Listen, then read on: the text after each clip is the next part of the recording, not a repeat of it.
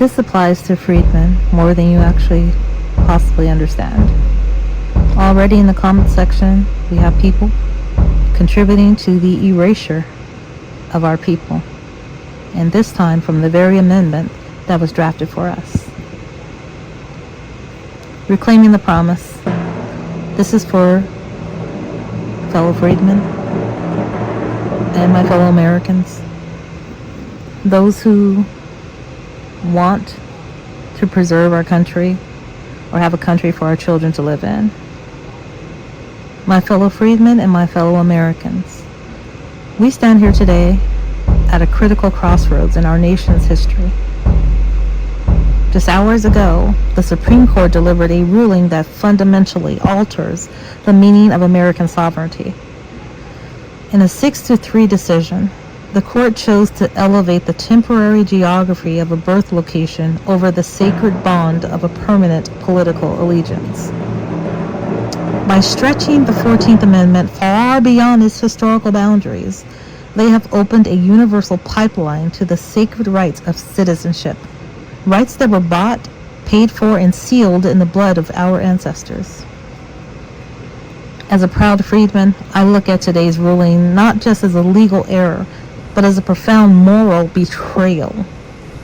Let us be entirely clear about our history. The 14th Amendment was not written as an open-ended, borderless invitation to the rest of the world. It was drafted in 1866 with a singular, revolutionary, and deeply specific purpose to justly lift the liberated black men, women, and children of this country into full, undeniable citizenship. It was created to smash the Dred Scott decision.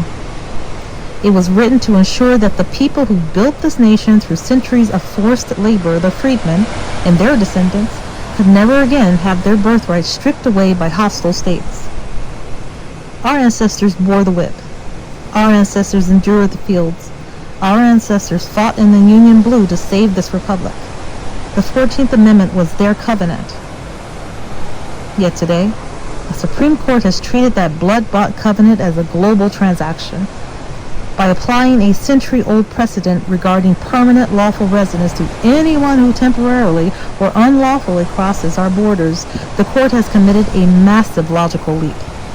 They have ruled that simply obeying local traffic or criminal laws while on our soil constitutes being subject to the jurisdiction of the United States. I ask you this. If that same foreign national takes a vacation outside of the United States and they get into trouble, which embassy do they go to? The one that holds the jurisdiction.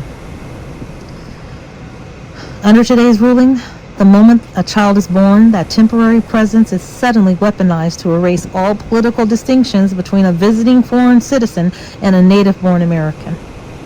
Most Americans look at this decision and see a structural vulnerability that invites foreign adversaries and erodes our national sovereignty. But as freedmen, we see something even deeper. The systematic dilution of our specific historical stake in this republic. We cannot remove these justices by a standard vote. They have to be impeached. Ordinary legislation can no longer fix a loophole that this court has now locked into the Constitution. Therefore, our path forward cannot be one of half measures. We must look to the only structural solution left to us, the long-term path of a constitutional amendment called the Freedmen Amendment.